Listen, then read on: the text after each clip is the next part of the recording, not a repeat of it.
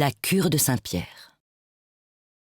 Au XVIIIe siècle, les lazaristes bâtissent des églises dans les différents quartiers de la colonie. Ils construisent également 9 cures pour loger les prêtres. Dotées d'un étage, celles de Saint-Denis et de Saint-Pierre sont les plus grandes. Attenant aux églises, ces 2 cures sont en basalte, enduite à la chaux. Difficile à travailler, cette pierre est alors réservée aux édifices les plus importants de la colonie. Identique au premier étage et au rez-de-chaussée, la distribution intérieure, une salle centrale entourée de 4 pièces attenantes, est caractéristique de l'architecture française de l'époque.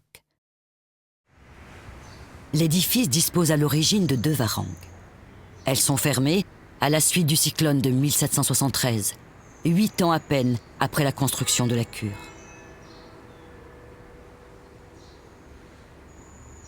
Implantée face à la mer au sommet d'une colline, la cure de Saint-Pierre domine la ville et l'église. De plan rectangulaire, elle est surmontée d'une haute toiture à 4 pans, à l'origine couverte de bardeaux.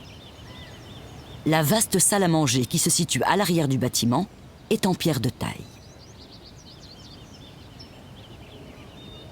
Achevée en 1765, la cure de Saint-Pierre est l'une des plus vieilles maisons de la ville. C'est à ce titre qu'elle a été classée monument historique en 1998.